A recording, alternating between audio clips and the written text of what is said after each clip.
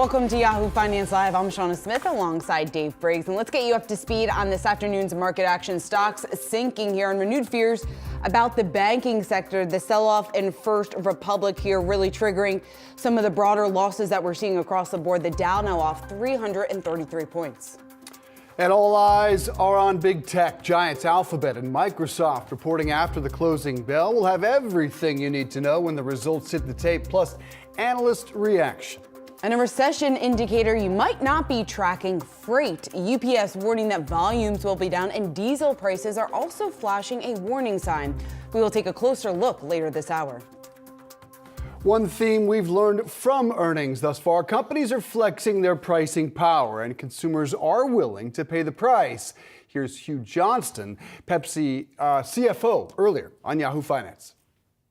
You may not be able to go out and get a new car. You may not be able to go out and get a really fancy piece of technology, but you can afford a bag of Doritos, or you can afford a Gatorade Zero after you work out, or you can afford an energy drink in the morning. So we tend to do pretty well through times when the consumer is more stressed on a macro basis, because we are a simple treat in your life that makes you happy. So no, I'm not terribly surprised by it.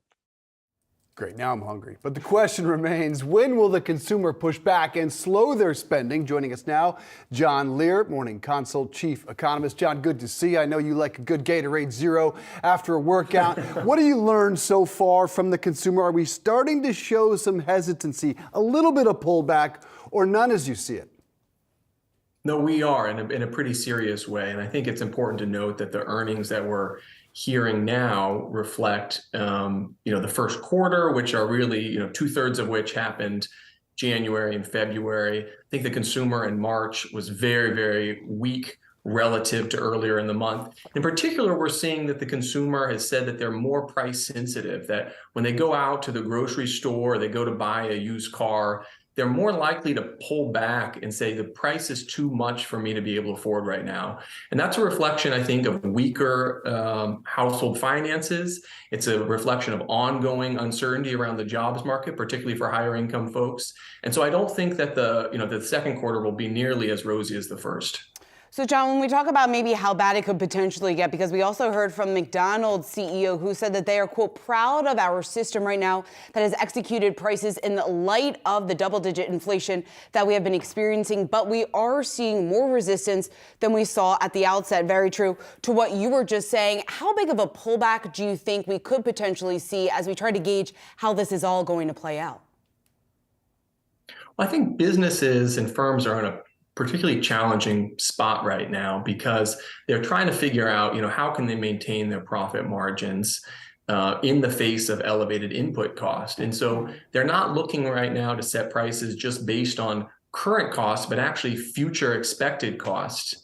And I think they all know that those input costs are going to continue to rise. I think their ability to pass those costs on to consumers will become more and more difficult over the course of the second quarter. I would expect profit margins to sort of narrow, particularly on the consumer-facing companies. It's something we've seen over and over again, that small businesses, when we go survey small business, they continue to say that inflation is their major challenge because they don't know exactly how input costs are going to change relative to what they can charge customers. And that difference between the two, that's how they make their money. That's their profit margin. I expect those profit margins to erode going forward.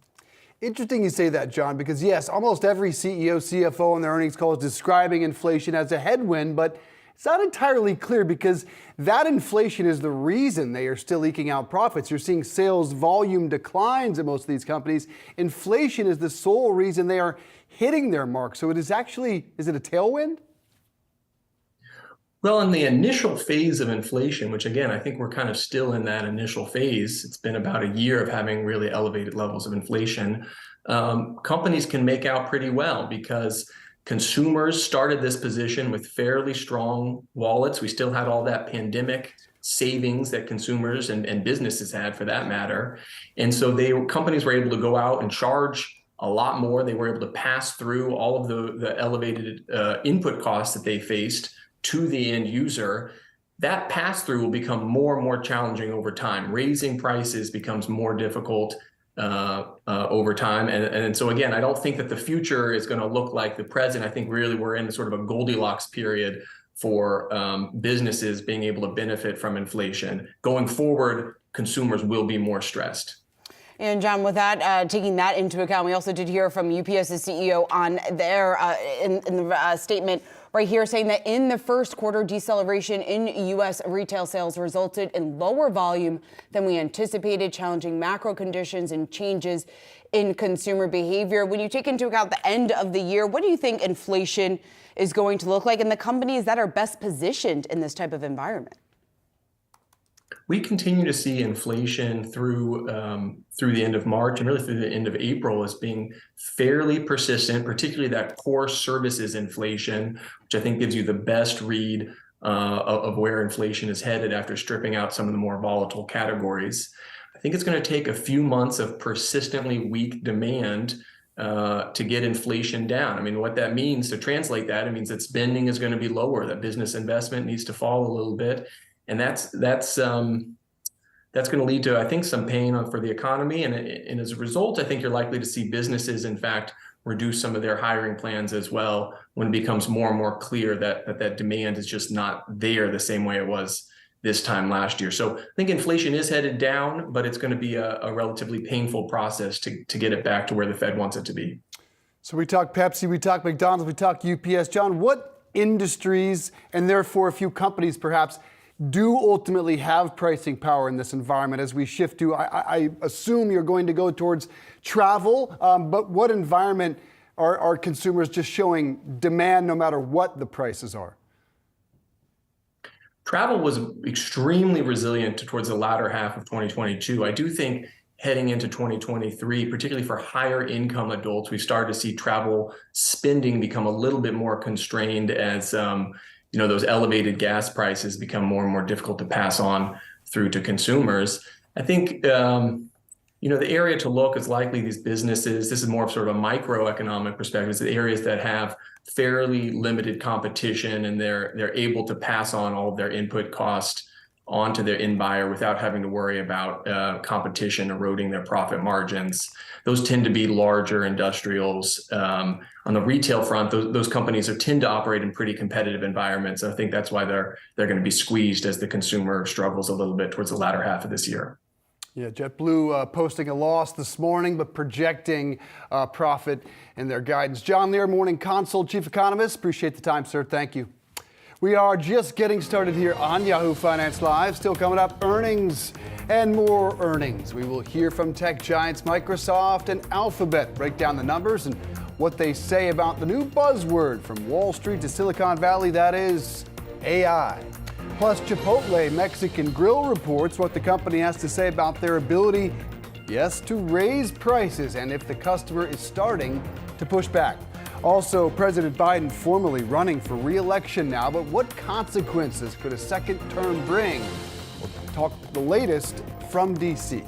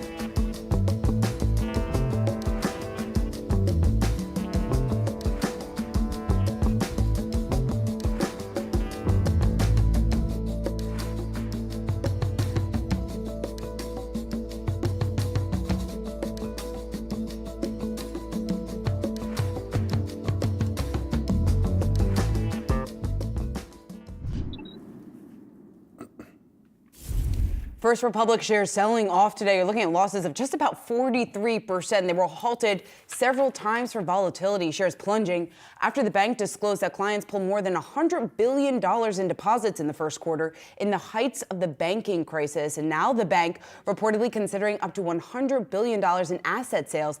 This is according to Bloomberg. So here to weigh in on what happens next is David Smith, Growth Banks analyst at Autonomous Research. David, it's good to see you. So certainly the volatility that we're seeing and the sell-off that we're seeing in First Republic reigniting some of those fears just about the stability of the banking sector. Do you think First Republic is at risk of failing? Well, it is certainly a risk. Deposits came in for the quarter much worse than had been feared. With, as you mentioned, 100 billion or so of core client deposit outflows. Although deposits had stabilized somewhat in the early weeks of April, according to the company's release. Unfortunately, I think the picture being so much worse than expected, might ignite fears that there could be another round of deposit outflows at First Republic, and depending on the severity, that could pose a risk for the ultimate future of the institution there. Shauna mentioned the words asset sale. That is certainly an option. What else do they have in front of them? What are the other possibilities for First Republic? Sure. I think one of the reasons why the stock has languished so much with First Republic over the last month and a half or so is that in this environment there's not an easy solution to the plight the bank's finding itself in. In the higher rate environment, just the margin between the bank's assets and how they fund themselves is going to be continually squeezed downward as their funding costs ramp up. And at the same time, some merger math due to unrealized losses on the bank's loans and securities in this high rate environment means that there's a substantial uptick in what the capital a buyer would have to use to acquire First Republic, even beyond what it would pay for the bank's equity. So really between a rock and a hard place. And I think the sell-off that's exacerbated today is just a realization that there frankly aren't any easy answers for the bank at this point. Yeah, David, do you see that asset sale that Bloomberg is reporting? Do you see that as a potential successful short-term solution? Given the losses that I mentioned on the bulk of its loan portfolio and securities book, it's hard for me to see a way where the bank is able to sell off a meaningful portion of its asset base without having to bring those losses into its regulatory capital. So unless the asset sale is coupled with some kind of capital raise, it's not something I see as a viable longer term solution for the bank. Boy, when you look at the short interest, nearly tripled to 945 million. It's now a third of their float. So whether it's via the FDIC or more direct relief, either way, doesn't this probably come down to JP Morgan, Citi, Bank of America, and perhaps Wells? Either way, aren't they probably going to have to save First Republic? Yeah, so the country's biggest banks have already made some steps to help First Republic with the 30 billion of deposits that they parked there last month. In terms of what comes next, it's hard to say, but either way, I'm sure the regulators will be looking to the big banks to continue to step up the support that they've already shown for First Republic. David, is this a First Republic specific problem? And I bring this up because we have certainly seen a selling in a number of the regionals today. Does this at all signify some of the stress that maybe we're seeing more broadly speaking within the sector? I think for the most part, this is an idiosyncratic issue with First Republic. The bank had already been known to be among the most challenged with deposit outflows. When we were really in the heart of the banking turmoil last month, and the sell-off in the stock price reflects that, I think, or even before last night's results. So I think for the most part, this shouldn't be viewed as an indicator for the broader regional bank system, but really, I think it speaks to the high level of uncertainty facing First Republic and just the low level appetite for risk among bank investors right now. All right, David Smith, great to get your perspective here of autonomous research. Again, the stock off just about 44% with 45 minutes to go in the trading day. Well, coming up, President Biden announcing his re-election campaign in a video this morning. But how many people think that he should actually run again? Find out next.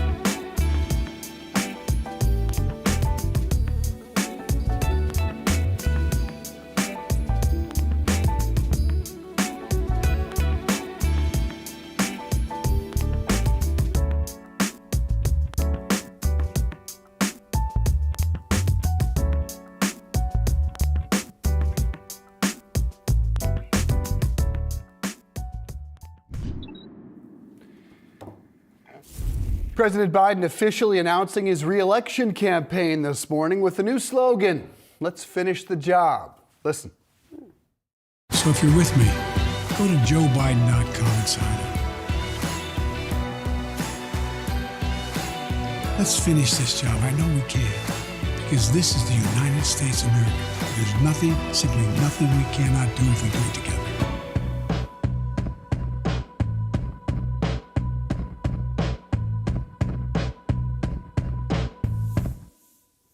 Solid 8 there, but a solid 4.5 for this overall ad. Joining us now is Steve Clemens, Semaphore founding editor at large.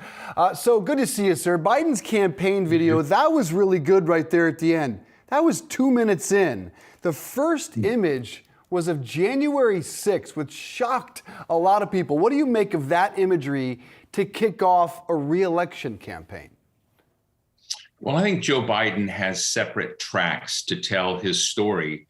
One is about the legislation he's passed on the CHIPS Act and, American Recovery Act and, the infrastructure and, spending a lot on climate change, renewable energy. That's not where he started. He started, as you pointed out, on January 6th and really reminding people that his fight for what he defined as fighting for the soul of the nation, that he did. That was the way he launched his first campaign when he ran against Donald Trump. Now he's come back and said that's the job he wants to finish, which is really fighting, MAGA America, if you will, and MAGA Americans and Donald Trump. So it was a reminder of Trump more than it was a statement about what Joe Biden had already done for the country, particularly on the economic front. You see, why don't you think he talked more about his economic accomplishments? Because when it comes to job creation, more than 10 million jobs have been created under President Biden in his first 2 years of office. Is that something that you think will resonate and should resonate with voters? Well, I mean, I think you would think it would, but you would also ask the question of why hasn't it already? Why has it been so hard to communicate that you've still got, yeah, we have inflation, prices are going up, but when you look at the job rate, you look at the unemployment rate in the country, historic lows. When you look at the amount of investment going in this country, really dramatically improved and enhanced with a lot of bipartisan legislation. So a lot of that is something that thus far Americans haven't clicked into yet. But there is a toxicity in the country. There's a sense of tension. That tension has to do for a lot of people about the rights that they feel like they're losing on abortion or on various other civil rights. And so as he talks about wanting to protect the soul of the country, wanting to protect liberties, wanting to protect freedom, that really is pointing a big signal at January 6th and what it tried to rob from America, if you will, and the attack on democracy. And we saw in the 2022 race, in the House race, the midterms, a real resonance around that topic, in addition to concerns about abortion and other major identity issues in the country. So I think Joe Biden is picking up, a dimension of the culture wars, if you will, and fighting back and saying, we don't want to lose a big umbrella, tolerant nation of lots of diversity. And so that's where he's starting. But I do believe that there's some people that will resonate on the economic front. It's just not the starting point, the punctuation point that he started with in this campaign ad. Yeah, 3-minute video that doesn't mention the word economy nor jobs. Clearly what James Carville once said is no longer true. It is not the economy, stupid. 70% of the American public doesn't want Biden to run. 60% of the American public doesn't want Trump to win. Is there a wrench that can be thrown in either side, or is this what we all must accept? A rematch nobody wants.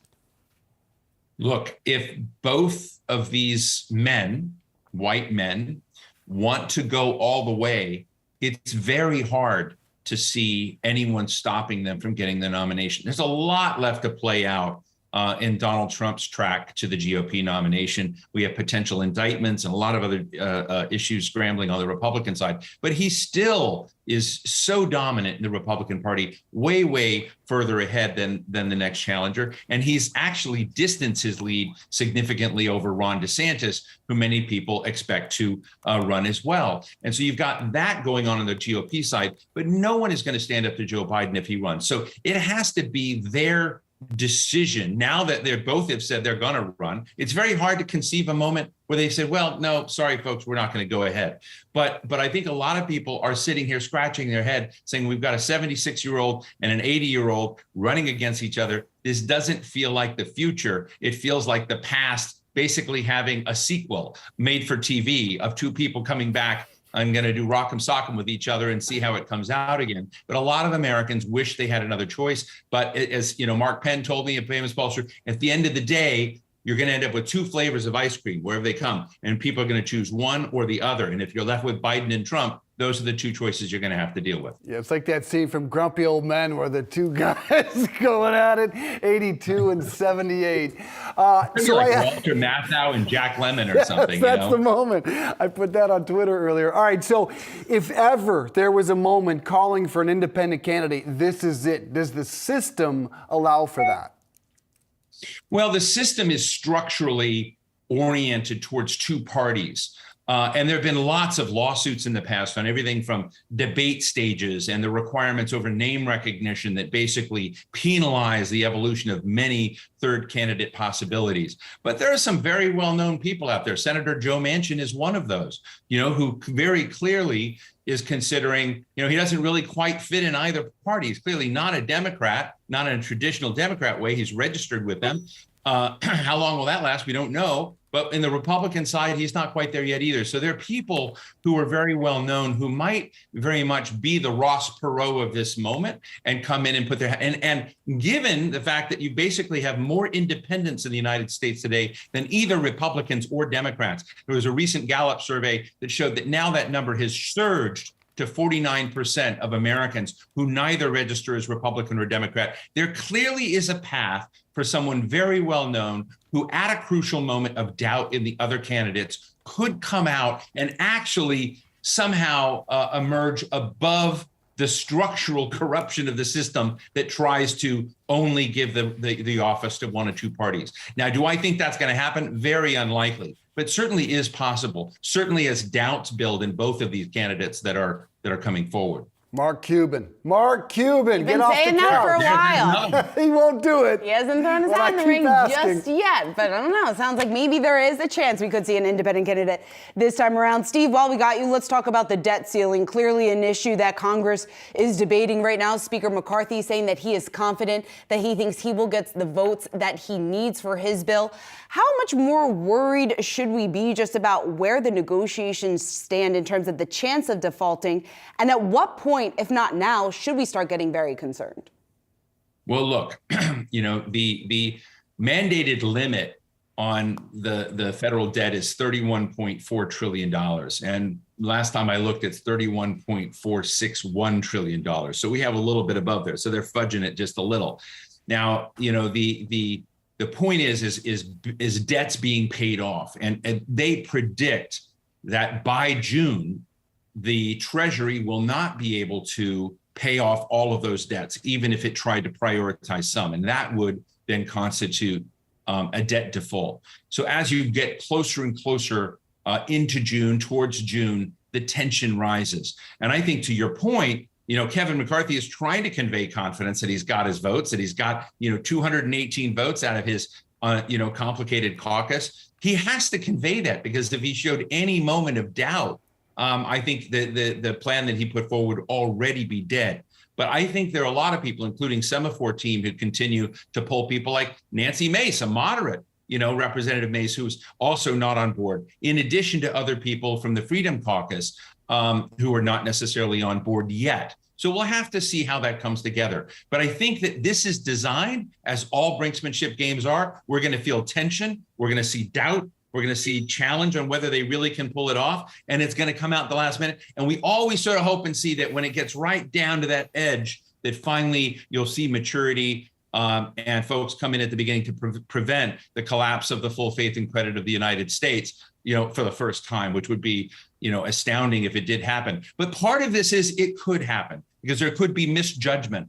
And there are people in the GOP caucus who are completely comfortable with collapsing the full faith and credit of the United States, because they think it would get us out of a lot of things that they would really like us not to be funding overseas or abroad, and begin changing the way the dynamic of the U.S. economy works. So we have to remember that is now a part of the equation that we can't ignore, that used to always look like fringe and that would not be part of this conversation. It now is, and Kevin McCarthy has to wrestle it down. I think the question we need to ask, are Democrats going to save Kevin McCarthy in the end? Are you going to get enough Democrats who come over to try to keep on the sensible side of things and to prevent a default, or not? I think we probably will if it gets bad, but Kevin McCarthy is going to have to pay a price for that.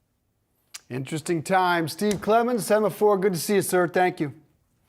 All right, the layoff trend in corporate America spreading beyond tech. We have the details straight ahead.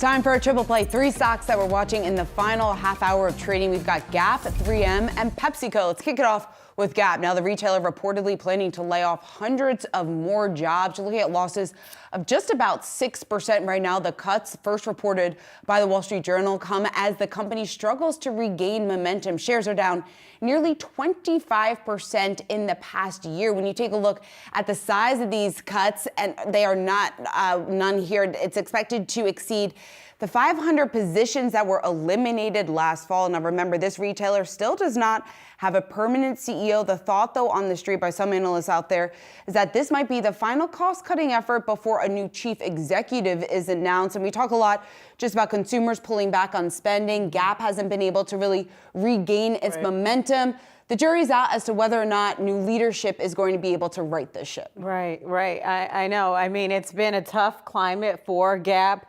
They've been really struggling for years, honestly, and they've had an identity crisis for years. You recall several years ago, they tried to spin off, or they talked about spinning off Old Navy, which is really its anchor and has done the best for the company. So, it's clear, like you said, that their search for a new CEO is they're trying to kind of close ranks as they figure that piece of the puzzle out. The CEO search has gone on too long, though. This is since July. Almost a year. And what you're hearing about inside is there's kind of been a game of survivor to just hang on to your job, and they've clearly mix executed. The inventory's been a mess. They had the breakup with Kanye West, but don't you worry. They've got a partnership with Barbie. It starts May 23rd. The Gap stores globally. Are you laughing? That's going to be the game changer. That is their rescue plan. I'm a little nervous. I'm being serious, and you are laughing at me. The Gap and the Barbie collaboration with Mattel starts May 23rd. They'll also have a Hot Wheels spinoff. I am not joking about the Barbie aspect of this. Watch that thing sell like crazy, my friends. I don't know if that's going to work. You're the biggest proponent of this Barbie movie, everything related to the Barbie movie. I don't know. Maybe I'll be wrong. Time will tell. Yes, indeed. Okay, it's not the investor story to save the day, but it will do well. Right. All right. So my pick is MMM, and that's not M&Ms we're talking, but 3M. Another round of job cuts coming down the pike. The maker of Post-it notes and Scotch tape says it will be slashing some 6,000 jobs amid a slowdown in manufacturing. The news comes along with the company releasing this quarterly report card announcing a profit of $976 million, or $1.76 a share. That was actually better than expected, but shares have been trading in a narrow range today, range-bound really, as investors try to read the tea leaves on headwinds for the company. Guys, it's, like other companies, the economic climate is difficult, so they're making cuts, right? Yeah, and one thing I saw in the earnings that really jumped out to me, a 35% decline in electronics segment. And that's something you are seeing from Best Buy. Right. It's something you are seeing across the economy. And they point out that's really weakness in smartphones, tablets, and TVs. Yes, even smartphones demand is hurt. They also have some litigation that's really dragging them down. Some veterans say the earbuds did not protect them, which is a real drag. Yeah, certainly. And this really is a good gauge just across a number of industries because we know 3M is business-to-business play, also a Main Street play just in terms of some of the products that they do offer. It has been an underperformer now for some time. It's the worst performer in the Dow since the start of the year, the second worst performer over the past year. So clearly the company trying to make some strategic adjustments at this point, looking to cut costs. They estimate that part of their restructuring efforts, they're expecting it to save them as much as $900 million here going forward, trimming that in annual costs. We'll see whether or not it works out. Yeah, I mean, it's not helping the stock today, but again, we'll see in the long run if it works. All right, my play is PepsiCo. Pepsi is a trending ticker on Yahoo Finance today, topping earnings today, and shares hitting a new 52-week high. A familiar refrain in recent quarters. Overall volumes were down 2% across all categories, but once again, prices were up 16%, which of course more than made up for that decline. The report makes clear the growth here is all on the snack side. We love snacks. It's up 68% versus a 12% increase in beverage. This is a snack company. Think Cheetos, Doritos, Lay's, Tostitos, Popcorners. That's some good snacks. On the heels of Coke, though, throwing their hat in the AI ring, You guessed it, Pepsi did as well. Their CFO telling us, quote, the potential with AI is huge, which is why we are trying this in a very responsible way. Now we see shares up solidly, up 2.2% today and more than 5% year to date. I don't know if you want to weigh in on the AI side of this or the snacks, which is really driving. I'll weigh in on all of it. AI, it makes a lot of sense. Coca-Cola, their competitor, talked about their push here into AI. PepsiCo, we know you can't stand on the sidelines when it comes to AI. That is what people want to hear. It's what investors want to hear. But do you really think it's something they'll... No, I don't think it's going to be a game changer for the company, but I do certainly think that maybe it could help in certain sectors within PepsiCo going forward. Whether or not it's going to make a huge difference, I don't think so. Snacks, though, that makes a lot of sense to me, just in terms of people, what they are spending on. Now, it's very, in terms of some of the other options that are out there, obviously spending $3, $4, $5 on a bag of chips is a lot cheaper than some of the other luxuries that you might consider on a day-to-day basis. But the fact that PepsiCo is already raising its profit and its revenue guidance for the year really just speaks to the confidence of management right now and how they're positioned heading into the final 3 quarters. Right, and they said with those price increases, that was months ago, so that coming out in the numbers now, so they were really protective in when they put the price increases in. So, you know, and they've said they haven't really seen the consumer trade down, the C-suite not seeing that with regard to what consumers are doing with regard to snacks. They like PepsiCo's snacks lineup, so it's certainly working well for them on the price front, and inflation has come down since they've put those price increases in place. As for AI, as you mentioned, they have to mention it. Every company has to. They said they're not doing ChatGPT. Obviously, they can't do that. It's not the kind of company that can do that. But if Coca-Cola is doing it, they have to come up to the table with their piece of that as well. It's the earnings call drinking game. Every time you hear AI, we're going to hear a lot of it tonight, too. All right, coming up, what can you expect to pay at the pump? We'll find out where gas prices are heading next.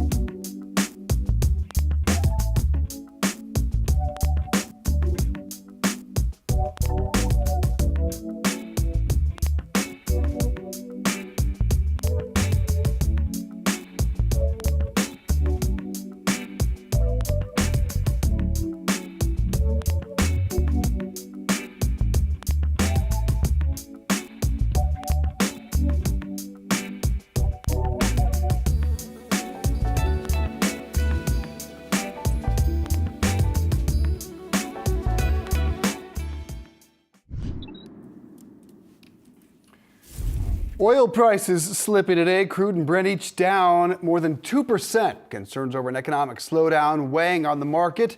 For more on where oil prices are heading, we're joined by Tom Closeup, Opus Global Head of Energy Analysis. Tom, always good to see you, sir. So what is dragging oil down? It was just 3 weeks ago on the heels of that OPEC production cut. There were people talking about a return to $100 barrel. What happened?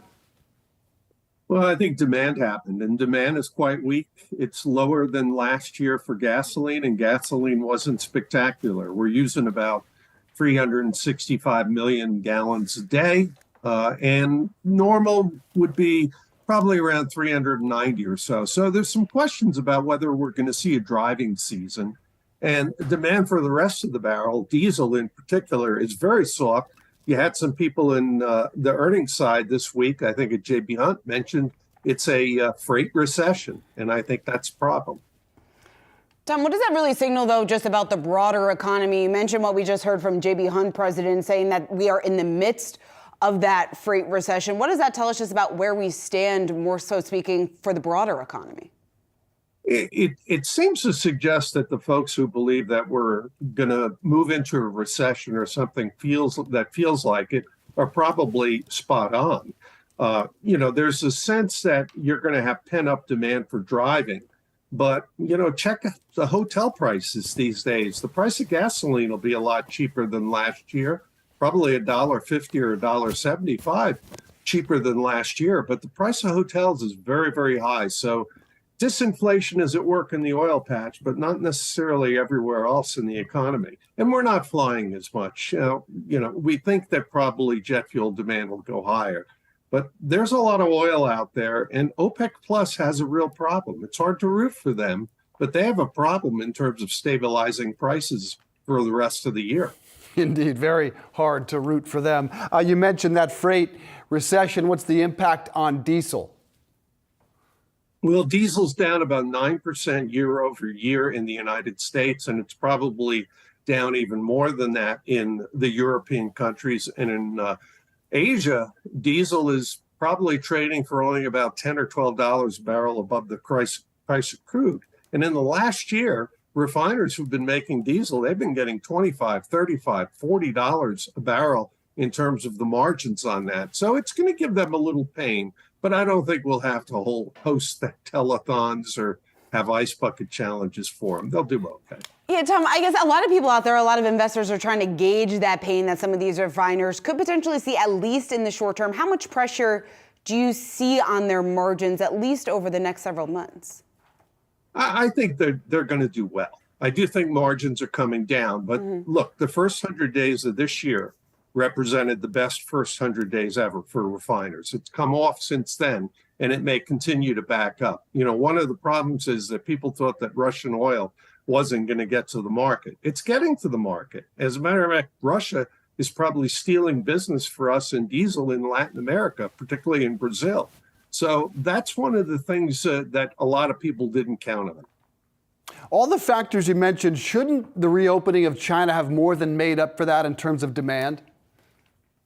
A little bit. I think people got a little too hyped up about the reopening of China. There was a point there, if they scraped the big data, that they thought that jet fuel demand was going to be higher than it was in 2019. But now they look and they see that a lot of flights were canceled. So I think China's going to reopen. I think it's going to use more oil than it has been, about 16 million barrels a day of crude oil. But it's not the panacea for the world's ills right now. And you look at the market, and this is happening in the context of financial markets that have kind of moved higher for most of 2023. If we get a debacle in the financial markets, it will definitely have collateral damage in oil.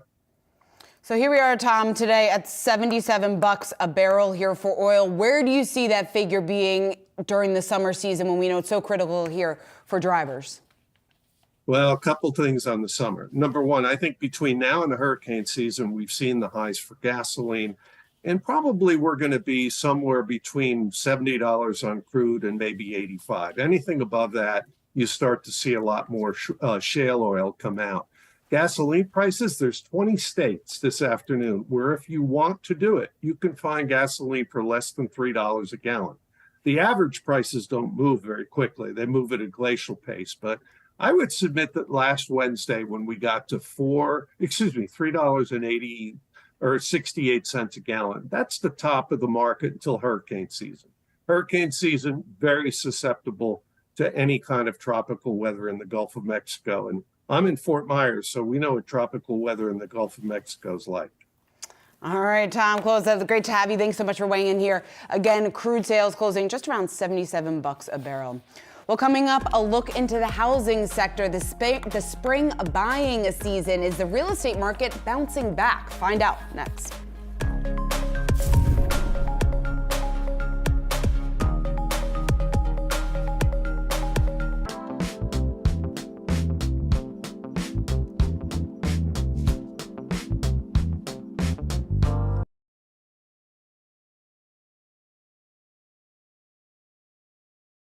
Hello there. Do you want to know what's going to happen when after the call goes live for the Microsoft and Google / Alphabet, Alpha Google, whatever you're calling them, when they report earnings? Hang on 1 second.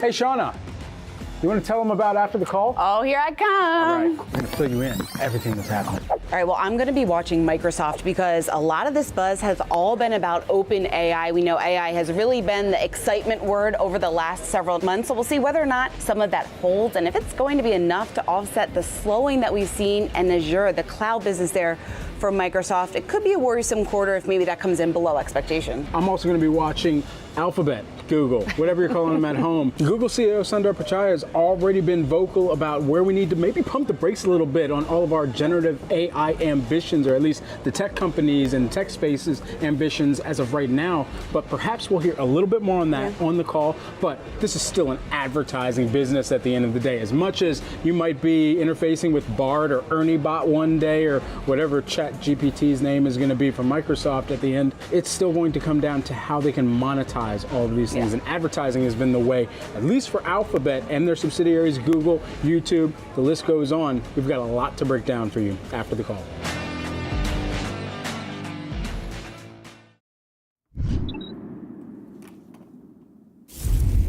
All right, return to office ramping up. Office occupancy increasing more than 3 points last week to just shy of 50%. That's according to Castle's 10-city back-to-work barometer, which tracks the badge swipes. The largest jumps in Houston and here in New York City, which each rose 5.6%. Houston up to 61%. New York just about 47. Now, Texas boasts the top three in terms of occupancy. Both coasts lagging in terms of return to office. Dave, I know you've been watching some of these numbers plateau. Yeah. Are we starting to see this dynamic change at all? And I guess, are we going to continue to see any of that growth? I'm shocked at this jump because, I do watch it every week, and it has been a straight line. It barely ever moves. This does imply there is something subtly changing, especially when you look at seasonality. We're in the spring, we're going into summer when you would think that number would begin to dip a little bit. Perhaps the dynamic in the workplace is changing a little bit. The employer's getting a little more power. Anecdotally, you hear me say this often, I live in a commuter city in which 75% of my town commutes here to New York City, and I have never seen the train as crowded as it was in the last 7 days, standing room only, 6 or 7 people standing in the aisle. I know this is anecdotal evidence, but it is a dramatic change in the capacity of the commuter trains. Also in New York City, the subway, the MTA measures this. They saw 4 million subway riders on a daily basis late last week. That was the first time since pre-COVID that they hit that number. Yes, this implies something is changing. I can't exactly tell you why, though, because the labor market is still extraordinarily tight. What do you make of it? It's very tight, but I do think that employees are a little bit just in terms of nervous about what exactly the landscape is going to look like in the economy. We have seen more and more companies continue to lay off workers. Some are in their second, third, even fourth rounds of layoffs over the last year. So I think when people are being encouraged to return to the office, they don't exactly have the confidence that maybe they have had over the last couple of years saying, I'm good, I'm going to stay home. So they're coming back in. They don't necessarily have a choice. So if that is the case, then maybe we do see that number continue to rise a little bit. Yeah, Chicago and Philly both notched pre-pandemic highs. What's with Texas, though? 1, 2, and 3 in terms of office occupancy, and it ain't even close. It's dramatic. And they've been leading the. Yes, the haven't whole they been leading for time. the? Yeah, I don't know. I can't make sense of that. Because they have traffic. Houston has traffic. Dallas has traffic. Austin has traffic. I can't quite figure it out. They must have shorter commutes than we do on the two coasts. They must. Because Perhaps it's air conditioning. You know what? Huh? There were a couple studies going back to last summer, people going into the office because of air conditioning. They don't want to pay for it in their homes and their apartments. So we'll see. Maybe that also plays into this return to office story here, at least headed into summer. All right, let's take a look at the real estate market. March new home sales out this morning, topping estimates by over 50,000, up 9.6% from February. This report was the strongest reading since August of last year. But as homes have been flying off the market as of late, real estate investors are having a harder time in turning a profit. Yahoo Finance's Danny Romero joining us now for more. And Danny, what are some of the trends that you're noticing? Shauna, it's safe to say that there's only one Chip and Joanna gains out there. Real estate investors are really feeling the sting right now. About 13% of investors who have listed their home sold it at a loss. That's what Redfin says, and that's the highest since 2016. And for example, an investor in Arizona lost about $20,000. And you would say, why? Well, a lot of these investors are scooping up pre-owned homes. And a lot of these homes need some makeover. Those makeover costs cut into those profits at the end, at the time of sale. So investors are dealing with the same issues that potential home buyers are dealing with. That is higher rates, a lack of supply, as well as prices softening. So who is feeling the squeeze right now? Those are those home flippers, the investors that scoop up the homes and sell it within those 9 months. And some of these investors really can't sit on these homes for that long. Think about it. A monthly payment has gone up. It's about $300 more than it was just a year ago due to those higher rates that we've been seeing. So a lot of them have decided to just cut their losses, Shauna. Dave here. Danny, good to see you. Do you expect this to impact interest from real estate investors as we move forward? Yes, definitely. A lot of investors have actually been sidelined and they're being discouraged by the market because they haven't been getting their return on investment. And we're really seeing the biggest pullback in those pandemic boom towns, such as Phoenix, Las Vegas. And that's because we've seen a lot of those home price declines really deepen in those areas. Dave? Danny Romero, good stuff. Thank you. Appreciate that. Coming up, we're counting down to the closing bell on Wall Street. Stay with us here on Yahoo Finance Live.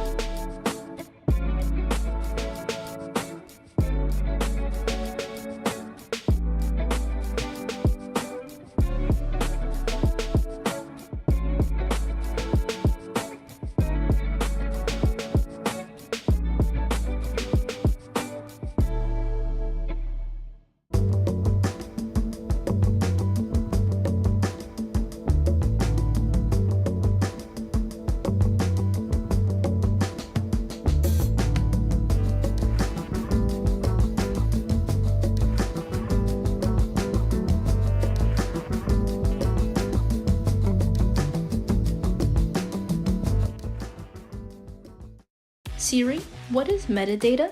So you want to know about metadata? Of course you do. It's come up in a lot of conversations, especially around some of the social media hearings that have taken place on Capitol Hill. So what is metadata? Metadata is essentially the data about data. And to break that down even further, say you post a picture. That picture, even when you've taken it, already has the location that that picture was taken at, the date that it was taken, the type of camera that you were probably using.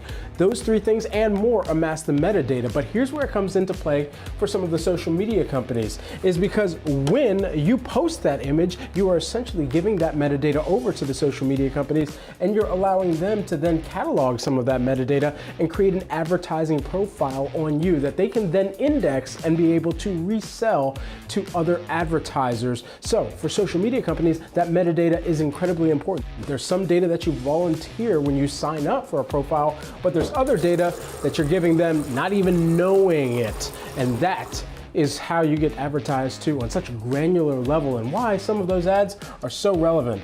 I missed the cup.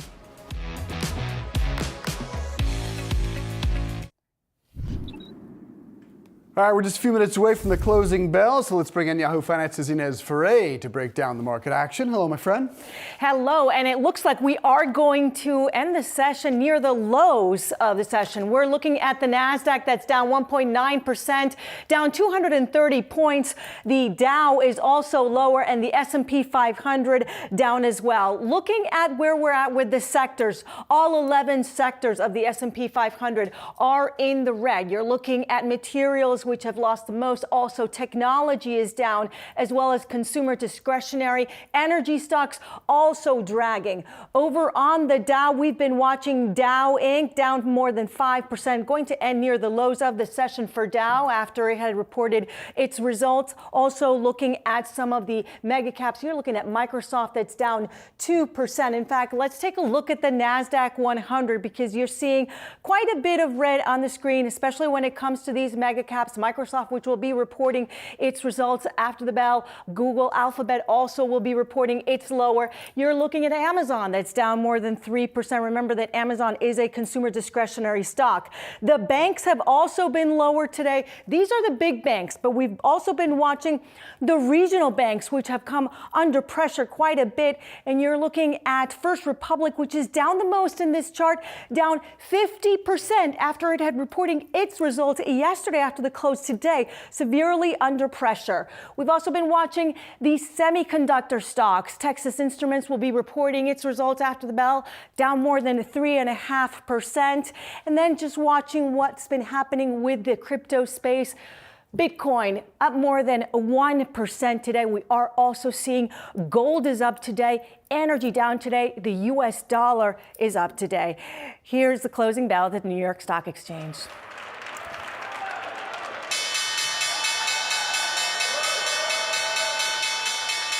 And there is your closing bell at the exchange to end this day. We're keeping our eye on some big earnings reports from Microsoft and Google and Chipotle, and there is all red on the board on this day.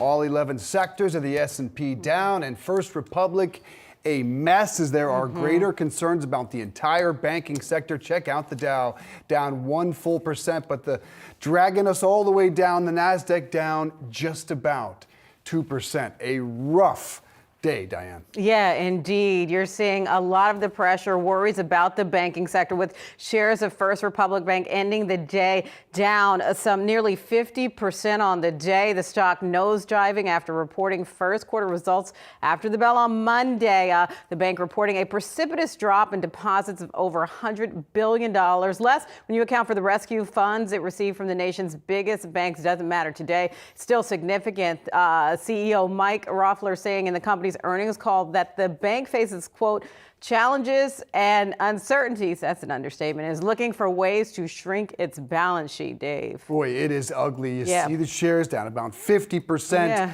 and you really see a flight away from this bank. Look at Twitter. Every other tweet is about the panic there. Short interest is nearly tripled now, over $945 million. It's about a third of their float. They have a couple of options right now. You're looking at the likelihood of an asset sale, some government government intervention. The big banks ultimately, one way or another, are on the hook here. You're going to be talking about JP Morgan, Citi, Bank of America, Wells Fargo, whether it's via the FDIC or another round of direct intervention.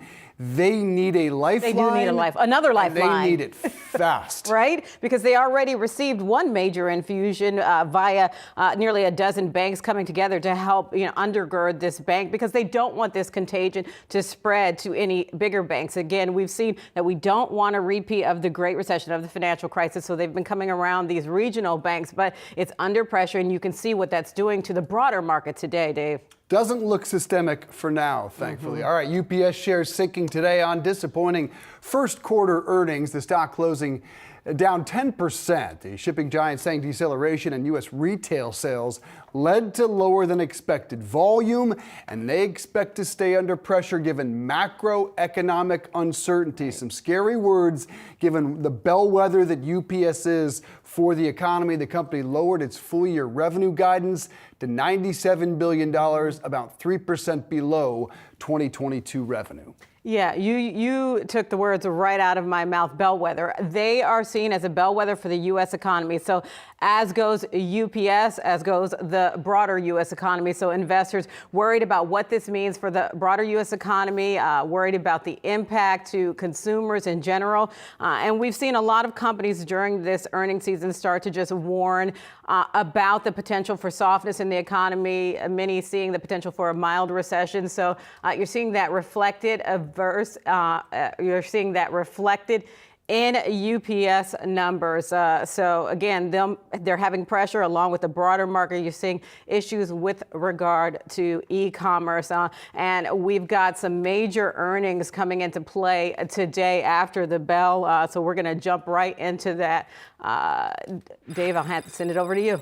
Shauna, go ahead. All right, let's talk about it here. We're looking at Microsoft numbers, a beat on both the top and bottom line. Revenue, $52.86 billion. The estimate was for $51 billion. Also, EPS coming in better than expected, $2.45. The estimate there was for $2.24. We know the cloud division, the cloud sector, was really what the street was closely watching, and a slight beat there. Third quarter cloud revenue, fiscal third quarter cloud revenue coming in $28.5 billion. The estimate was for $28.19 billion. Now Azure, that is their cloud division there, and the other cloud services revenue growth of 27%. So you were seeing the stock move to the upside here in after hours trading, looking at a gain of just over 5%. I also want to point out that the company did return $9.7 billion in the form of repurchases and dividends here. But again, the headline numbers, a beat on both the top and bottom line here. And cloud, the division here, the segment that the street was closely watching,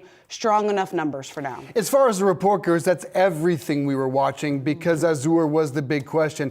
A lot of the talk leading up has been, of course, about artificial intelligence, about ChatGPT, about their partnership with OpenAI. But that's something we're not going to see in this quarter. We probably won't see it in next quarter. It'll be all about the commentary on the call. So this is a very solid performance, and that's why you see the stock pop. And should add some news, at least according to the New York Post, Microsoft is making plans to complete its $69 billion acquisition of Activision Blizzard. That is despite the FTC saying they will attempt to block that deal over antitrust concerns. So some interesting news on this day. There will certainly be questions from investors, analysts on the call, Diane. But that's a big gap up we're seeing today. I mean, it certainly pleased the street with regard to its numbers. Again, as you mentioned, beating on both the top and bottom line. So strong numbers, and it really just setting the stage for a lot of these tech companies that we're going to see out today. We've got, Alphabet, the parent company of Google, set with their numbers coming out. It really sets a strong pattern that the rest of the tech sector is going to have a hard time following. And again, we're going to continue to hear conversations about AI and them coming into the picture, where they stand with regard to that. And we're going to switch gears. Speaking of Alphabet, we're seeing shares of Alphabet, the parent company of Google, in focus today, higher after reporting their Q1 results. Here with the numbers is Yahoo Finance's Brad Smith. Yeah, thanks so much. We're taking a look at shares higher by about 3.4% right now. And this was a beat on top and bottom lines against the consensus estimates from Bloomberg.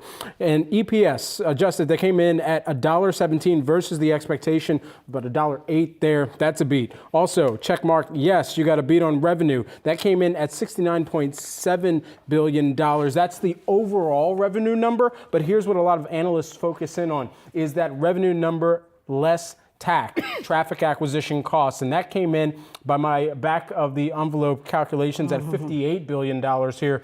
And so continuing to look through some of the numbers, important to note for some of the different lines of business within Alphabet. Of course, this the parent company of YouTube as well. YouTube ads in the quarter, that came in at about $6.69 billion. That was actually a decrease year over year compared to the first quarter of 2022. So keep that in focus. We'll see what more type of color we get on the earnings call about that. And of course, we'll be breaking that down after the call. But you were wondering what the company would say about artificial intelligence. It really only took them the second line in the first quote from Sundar Pichai, who is the CEO of Alphabet and Google, saying, "We're pleased with our business performance in the first quarter. Search performing well, momentum in cloud, introduced important product updates anchored in deep computer science and AI." Yes, artificial intelligence, not the great 76er Allen Iverson there. So ultimately, at the end of the day, we're going to hear more about that on the call. The CFO, Ruth Porat, also adding that resilience in search and momentum in cloud resulted in Q1 consolidated revenues of $69.8 billion. That was actually up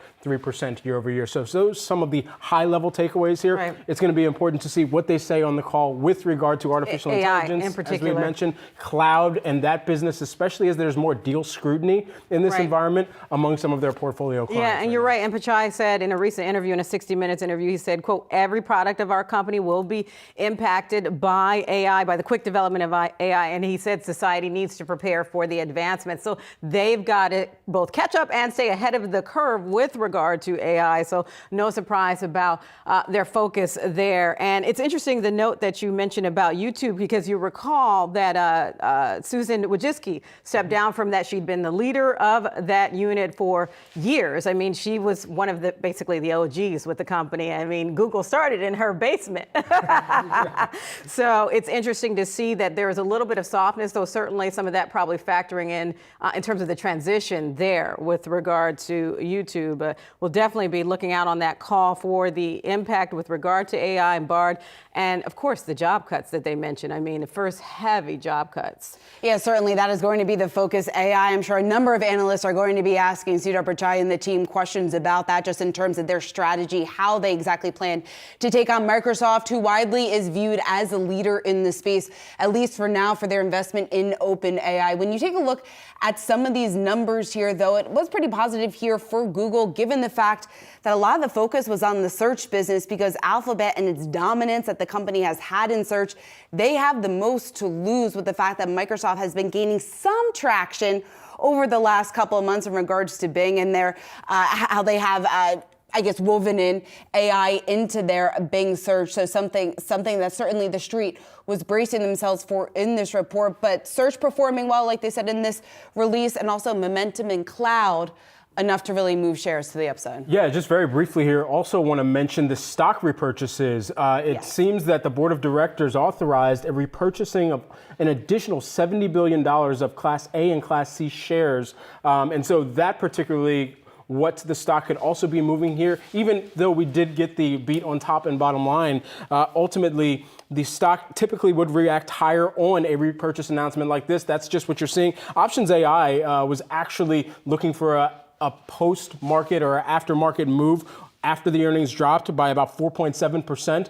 On the outset of the announcement, we got roughly that at about 4%. We'll continue to track to see where shares are moving. But you mentioned cloud a moment ago, too. Did want to come back to that because look at the growth year over year in that cloud division, coming in at what, $7.4 billion, $7.45 billion versus the $5.8 billion that they saw in the same quarter last year. You talk about the growth narratives that these companies are trying to retell to investors, to their customers. customers, and that is evidence when you see Google Cloud performing the way it did, even in an environment where some of these deals, as we were talking about, are being more scrutinized by Is that right about expectations, that cloud growth? Percentage-wise, I think it was right along the lines of expectations. Essentially. I hate to jump back to it, but did we see the continued ad slowdown in this report? Because we had, this would have been the second straight and third overall. We did not hear you reference it. You in, did. In terms of Google advertising overall, that came in at about $54.5 billion. That is a slowdown versus the same quarter last year. Okay.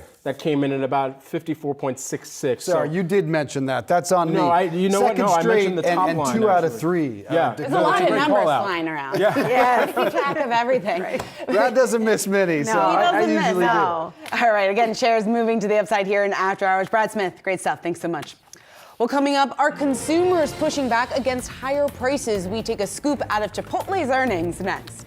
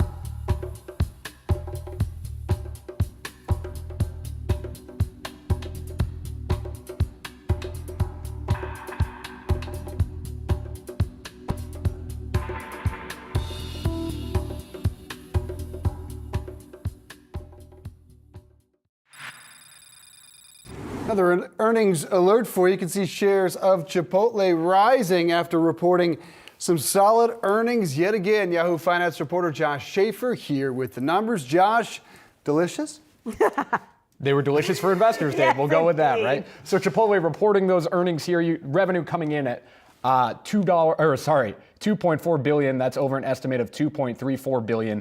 And then you had EPS, adjusted EPS coming in at $10.50. That was over an estimate of $8.92. But really, when we talk about restaurants, we always want to know that same store sales number, right? How did Chipotle do at those stores that were open last year? That number up 10.9% year over year. That beat analysts' expectations of 8.51%. And was also better than what they reported in the same quarter last year. Operating margin for Chipotle also up. That came in at 15.5%. The estimate for that was 14%.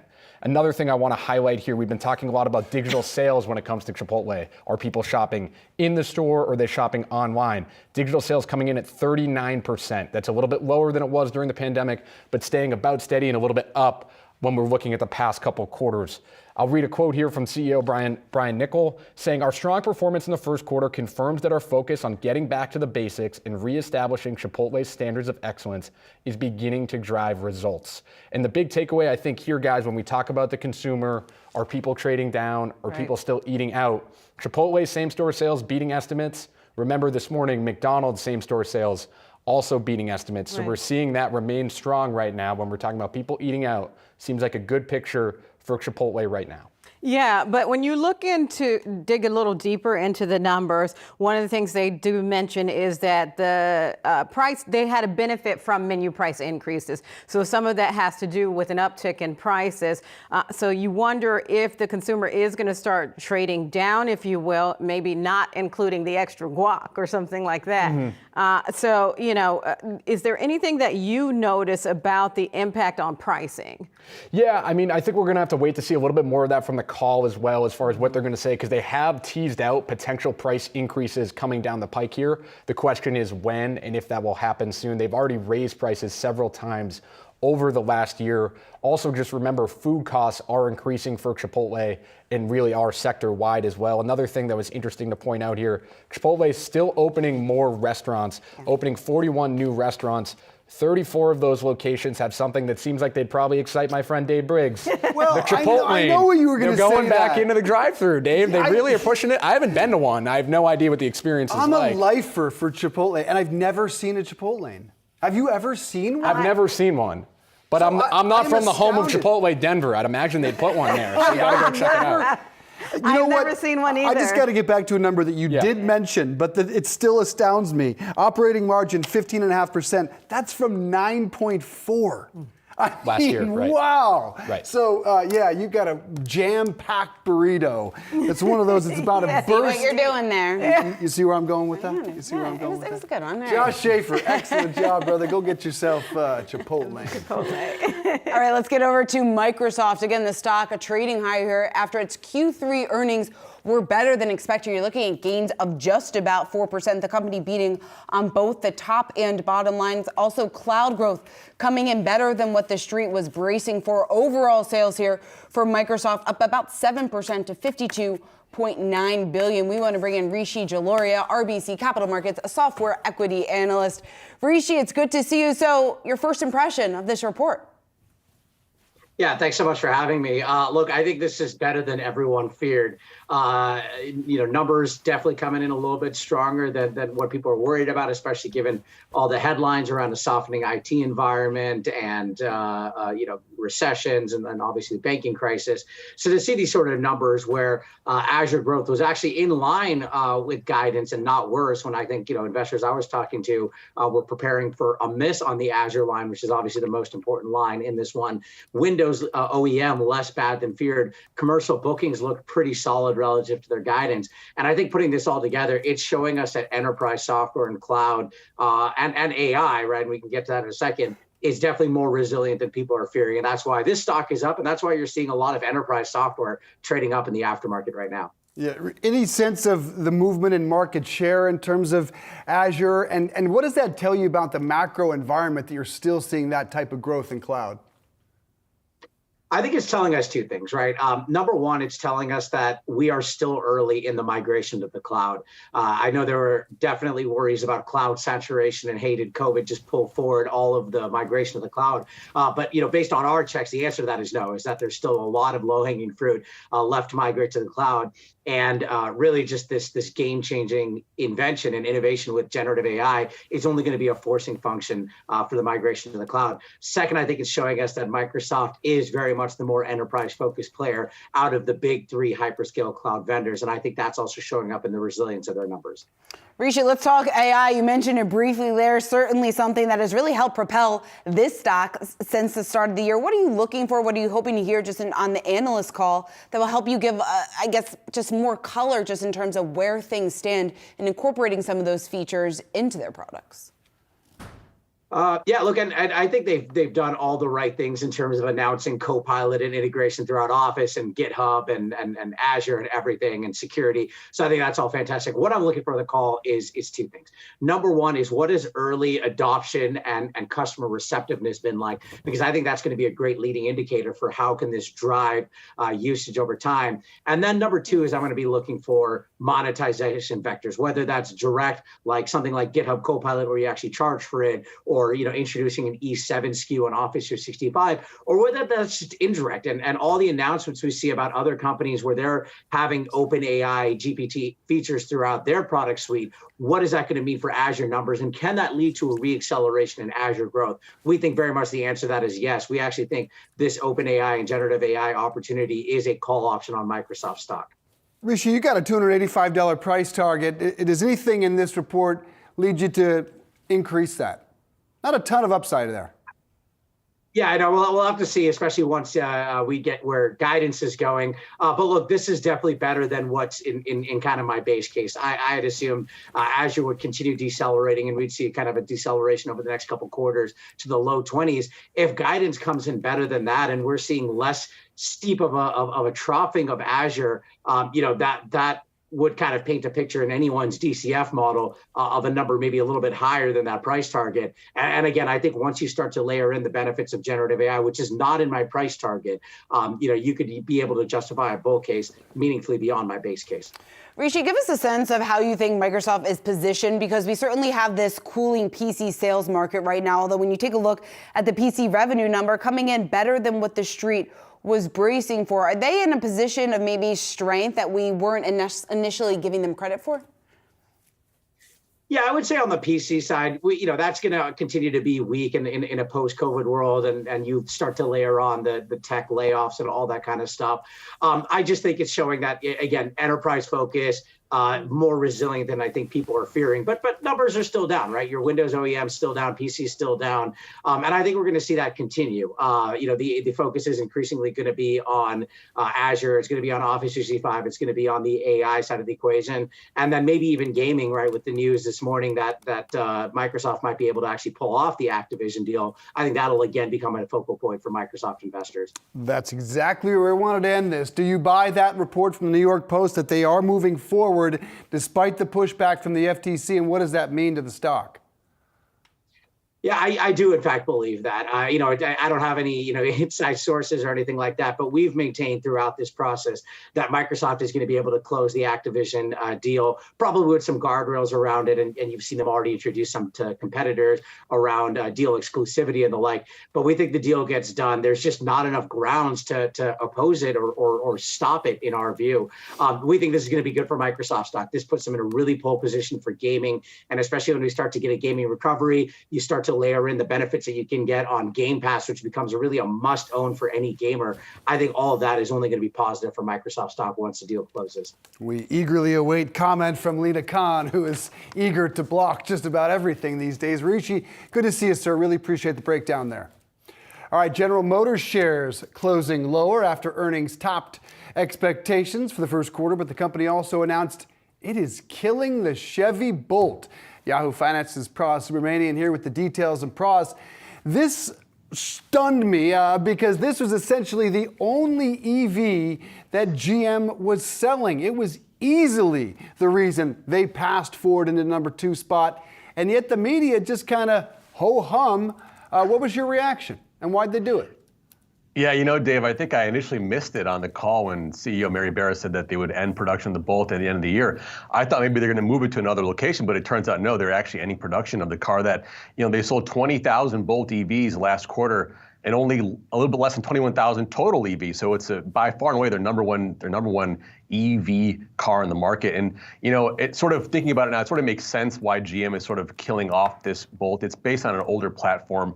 GM's going all in on the Ultium EV platform. That's like their modular system. They're going to scale up across cars like the Hummer to even smaller cars like the Equinox EV. And that car, the Equinox EV, will replace the Bolt at the end of the year. It's a smaller SUV, a better form factor for people that they like the SUV kind of body as opposed to the small hatchback. So if you can get a car, similar price, better profitability for GM, I think that's their sort of bet there with the Equinox replacing the Bolt EV. Okay, all right, Pras. So EV, top of mind within the auto space. A competitor on the EV front is making gains on its new all-electric SUV. So what can you tell us on that? Well, so Lucid's out there now with the Project Gravity was their concept SUV that's supposed to come out soon, 2024. Today, they released some imagery and some video of that car. You can see it there, very reminiscent of the Lucid Air sedan, but obviously an SUV form factor, potentially to hold 7 people, so 3 rows, very important for the U.S. market. Lucid says will have the longest range of any EV SUV. That's a big deal. I'm guessing from a price point of view, it'll be in the territory of the Model X, around 90,000, give or take, maybe more, maybe less. But that's stiff competition there, right? There's the Mercedes EQS SUV, there's the Tesla Model X, and also the Rivian R1S SUV. So it's a big space, but I think a competitive space and probably a better space for Lucid to be in, because there's only so much demand for really high-end sedans that they have right now. We'll see whether or not they are successful in this new category. Supermedian, great stuff. Thank you. Well, coming up, Alphabet topping Q1 earnings expectations. We will break down the numbers after the break.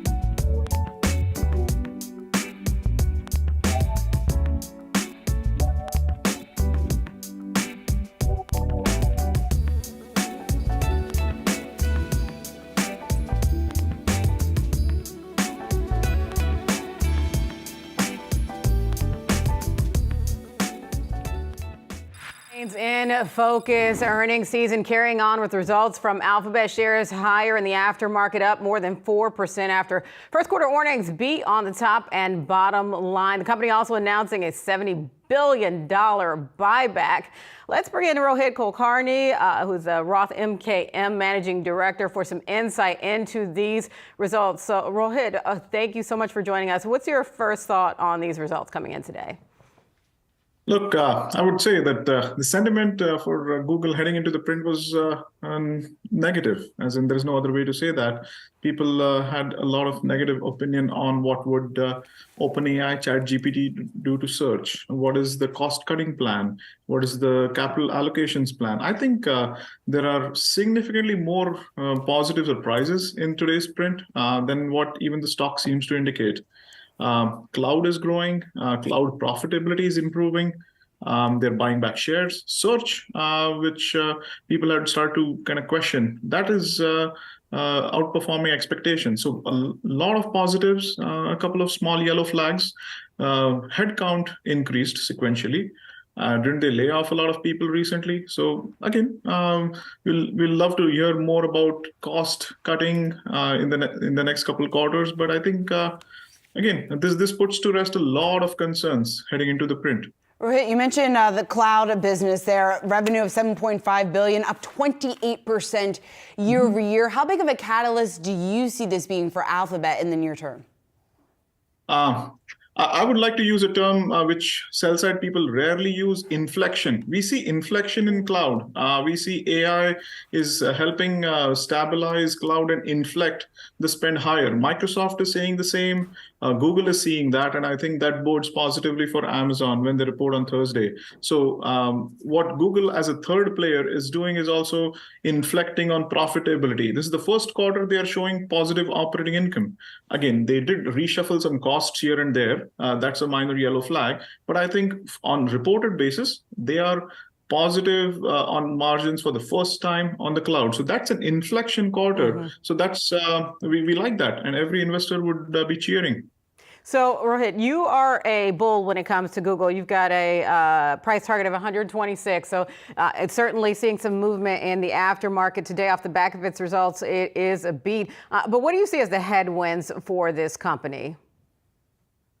The headwinds are twofold. One is, again, if you look at what some of their internet peers are doing from a cost standpoint, Amazon and Facebook in particular, Google has not been as aggressive. They were very aggressive in hiring over the last couple of years, but they are not very aggressive with cost cutting. So perhaps that is something that we would need better answers from the CFO of Google. And second is, at the end of the day, search is a maturing business. So any innovations in search, longer term, this is not a near-term headwind, but longer-term headwinds in search, be it coming from Microsoft, ChatGPT, or other sources, that is something that we'll need to keep an eye on. So profitability versus growth in search is something that is there at a very curious junction, if you will, as new ways of searching on the internet are emerging, and perhaps Google needs to rethink some of their longer-term investments. Rohit, what would you like Google to focus on in regards to their longer-term investments, what we were just talking about? Because, of course, the common, I guess you could say, maybe thought on the street right now is that Google is in a vulnerable position given Microsoft's investment in OpenAI and the potential there for AI. Yeah, absolutely. As in, it is in a vulnerable position. They are losing the PR war, if you will. They are not yet losing any fundamental kind of profits so far. So far being the key word there. So I think from prioritizing long-term investments, Silicon Valley has always believed that Google is the leader in AI. Google has always done the cutting-edge research and brought around new products on AI. But we aren't seeing any real direct-to-consumer AI killer app from Google yet. So I think that's what we need to focus on. What is that AI killer app that Google can introduce in the next 3, 6, 12 months, and how can they turn the PR table into a more of a fundamental battle as such? Rohit, you mentioned wanting to see more cost-cutting measures from Alphabet. And I mean, they announced some earlier this year with making dramatic job cuts, which you hadn't seen really in the company's history. So what is it that you want to see from them next with regard to cost-cutting measures? Again, I think we need to acknowledge that we are still in a soft revenue growth zone for entire industry.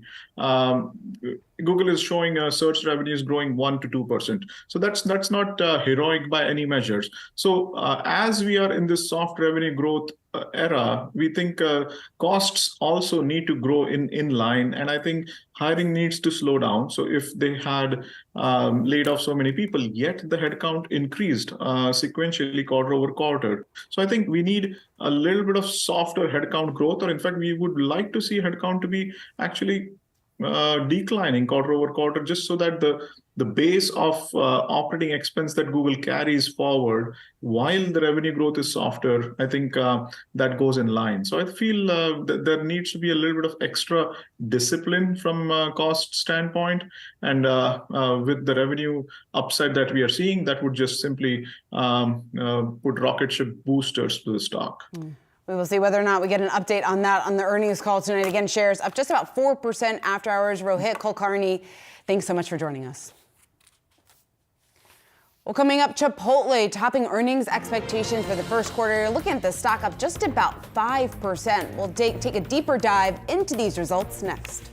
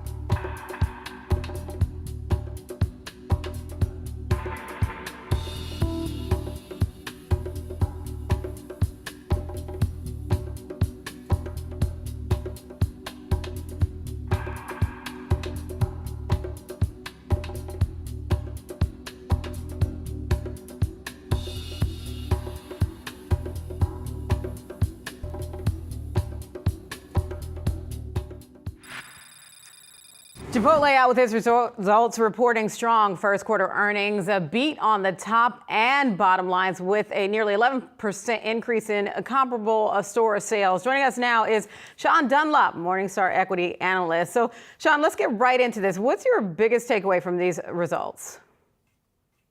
Yeah, I think a really positive quarter for Chipotle, no matter how you chop it up. On the comp side, I believe it was 10.9% comp sales growth that edged our estimate for 8.3%. On the margin side, we saw those gap up to 25.6% on the restaurant level against a guide in the neighborhood of 24%. So really positive quarter. The market reaction certainly attests to that. Maybe if we had one qualm, it would be unit development lagged a little bit. They opened 41 net new stores and we'd forecast 61. But given that they maintained full year guidance, it's more of a timing issue, we think, than anything structural. And Sean, you've got a hold in a 1550 on it. Anything caused you to rethink that? Yeah, I mean, we'll certainly wait for commentary on the call. Sales strength through the first quarter has been really strong in the dining segment. What we're struggling with a little bit is consumers are spending about 10% more than they usually do on dining out. And that's not the pattern that we typically see when you see declining savings rates, when you see the sort of macroeconomic pressure that we've seen, increasing use of revolving credit. And so we'd be really surprised as we move through the balance of the year if consumer health stays this strong. It will be interesting. Management furnished guidance for the second quarter. It will be interesting to see if they're willing to talk about what they expect over the back half of the year. That's where we'd really expect to see weakness. And we think that to the extent that that plays out, it's going to be difficult for restaurant operators to see too much incremental margin recapture over the balance of 2023. So you're a little bit cautious on it based on that. How did you feel looking at the numbers today about the pricing and how that played into the comparable store sales? Yeah, consumers seem to have borne it very well for brands like Chipotle, for brands like Starbucks that you would typically think of as boasting pricing power. And so they've been able to hold up a little bit better in terms of margin than we've seen with some of the more value-driven QSRs. McDonald's reported this morning, for example, they saw a bit of a sequential decline in restaurant margins, albeit with really healthy guest traffic. So with Chipotle, this is a predominantly price-led rather than traffic-led comp. But for now, their predominantly affluent consumer seems to be bearing these price increases very well. It'll just be interesting to see as we move further into the year, as we see historically low savings rates, where the consumers start to tighten the belt with a little bit more time. Yeah, instead of tightening the belt, Chipotle makes this, take the belt off and wear sweatpants, doesn't it, Sean? The operating margins you mentioned, 15.5, that's up from 9.4, and a dramatic expansion for a burrito chain. The stock's up about 30% year to date. Do you just feel like a lot of that upside is already priced in? We certainly do at Morningstar, yeah. I mean, as you think about why consumers frequent restaurants, value for the money is high on that list. We've seen declining traffic, we've seen declining items per check industry-wide, and we've seen a widening valuation gap as you think about the per meal cost of a restaurant meal versus an equivalent meal in the grocery or C-store channel. Given the behavior that we typically see when consumers are pressured, shifting a little bit away from dining out, and that we haven't seen that yet, we're pretty cautious on the sector writ large. Now, investors like it because it tends to be fairly recession resistant. A lot of these companies pay fairly competitive dividends. There's a lot to like in restaurant land if you need consumer cyclical exposure, but we think a lot of the upside's priced in. Sean, are you expecting a trade down from a Chipotle to say a McDonald's if the pricing pressures force Chipotle to, if the inflationary environment rather continues to force some more price increases?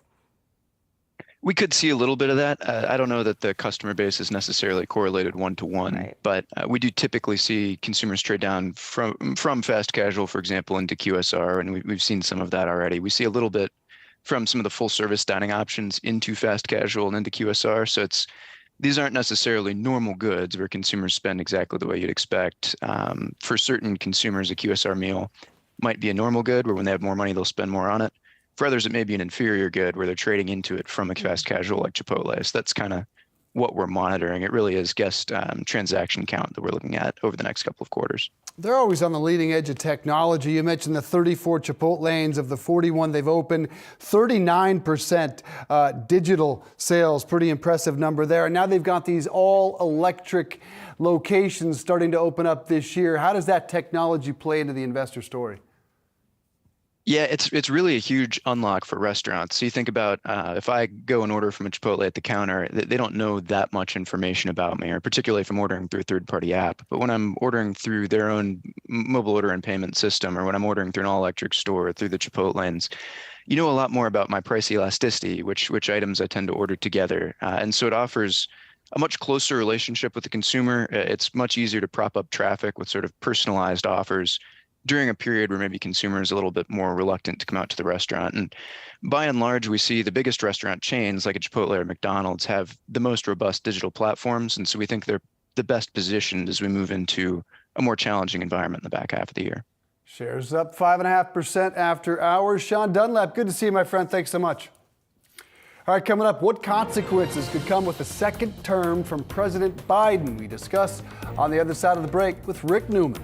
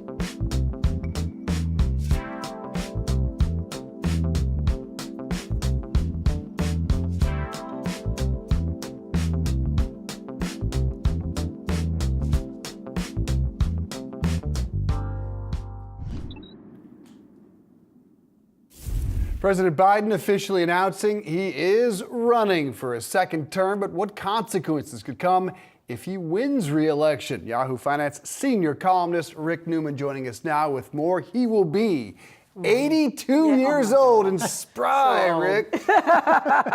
Remember when he threatened Donald Trump to a push-up contest? Oh my! I mean, we really should revive see that for the 2024 election. My money would be on Biden, actually.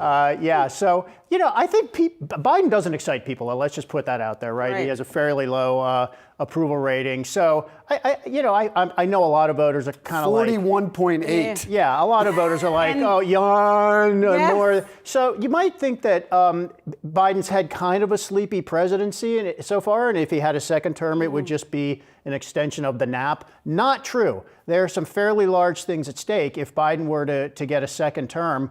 So let's go back to what he wanted to do this first term. Right. He did try to raise taxes on the wealthy and on businesses, and he couldn't get that through the Senate. But something important happens at the end of 2025, which is the Trump tax cuts for individuals expire. Right.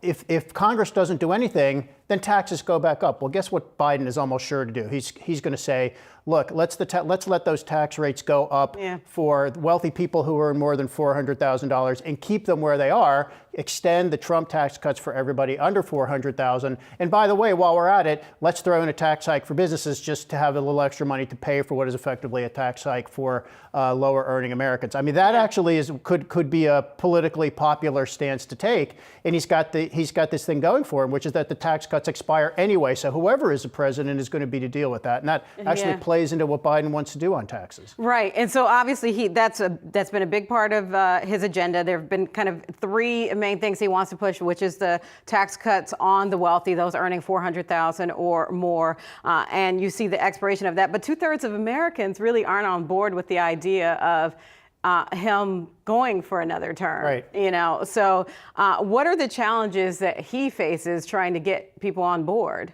They're obvious. His age. I mean, and that is the number one reason that people who don't think he wants to run again, that people say he shouldn't. But those polls are when you sort of give people an open-ended question. Right. If you could choose your candidate, would it be Biden or somebody else?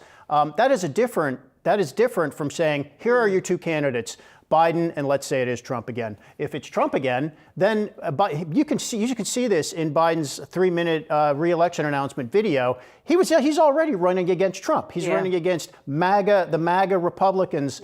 He's not even saying anything about his own record. You and I discussed that before. He's already running against Trump. That's how he got elected in 2020. And if that's the way the matchup lines up again, that's exactly how he's going to run. And I mean, Trump is going to be a weaker candidate if he's the Republican candidate in 2024. He's going to be a lot weaker than he was in 2020. He's going to be in a trial. He might be convicted. Will be the backdrop. He could be convicted. The legal issue. This is true. By the time of the 2024 election. It's just interesting you mentioned that video because he has an incredible agenda, whether you like him or not. He's accomplished as much as any modern day president. And that is not a video highlighting his accomplishments. No, he doesn't say anything about his accomplishments. It's a thematic video, if you will. I stand for America. A lot of pictures of him talking with union people at union halls and ordinary folks. It's what look like school board meetings and stuff like that. I don't know how many people are going to base their vote on what's in Joe Biden's. Right. Not in we have 18 video. months of this. We're going to have all kinds of commercials, debates. He does frequently tout what has happened in the Biden economy. Some of that is just plain luck. He happened to come in just as his COVID recovery was really picking up. It is true. Job creation under Biden has been the strongest of any president in modern history. That is true. Depends whether you think he deserves credit for that. We've also had high inflation under Biden. So we'll have to see what state the economy is in around this time in 2024. Right. So you're right. We have plenty of time to cover this. Thank you so much, Rick Newman, for the latest on that. All right, let's get over to Shauna Smith at The Interactive.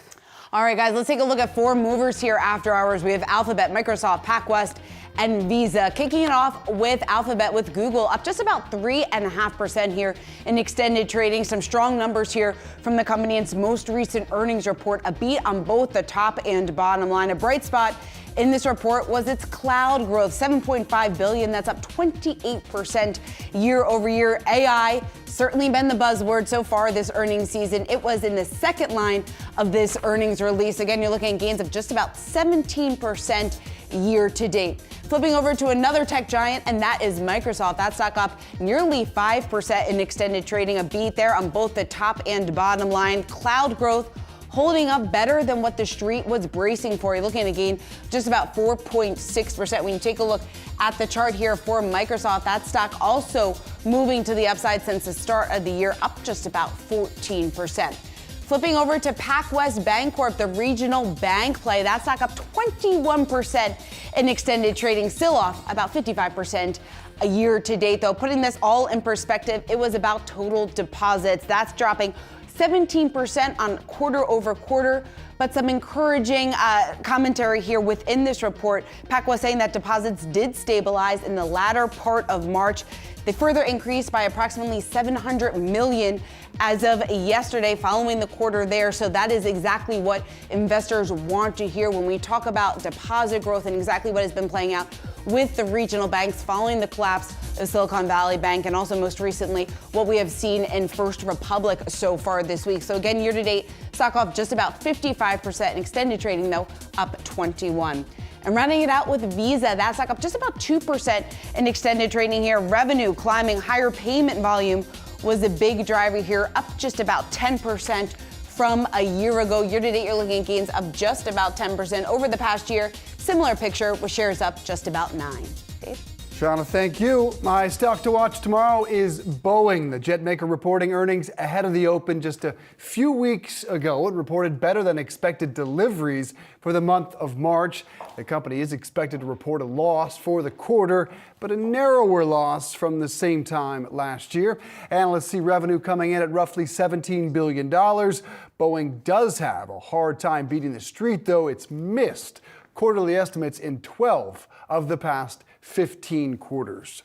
Coming up, we wrap up the day, get you caught up on the biggest business stories from Tuesday. Stick around.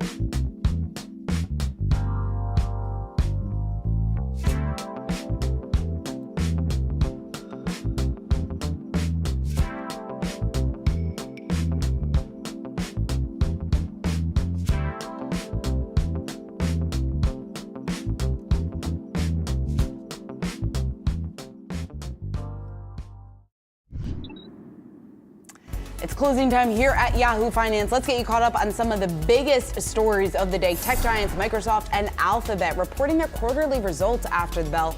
Both companies beating the street's expectations. Microsoft was helped by better than expected numbers in its cloud division, while Google parent company Alphabet reported that its cloud business posted a profit for the first time, as well as announcing a $70 billion share buyback. All right, we also got results from UPS today. The shipping giant's first quarter earnings were in line with analyst estimates, but its outlook has investors concerned. Shares closed 10% lower, getting dinged after the company CEO warned about the slowdown in retail sales, saying that given the current macro conditions, it expects shipping volume to, quote, to remain under pressure. And finally, President Biden officially announcing he is running for re-election. Biden making the announcement in a video released early this morning in which he vows to, quote, finish the job he started in his first term.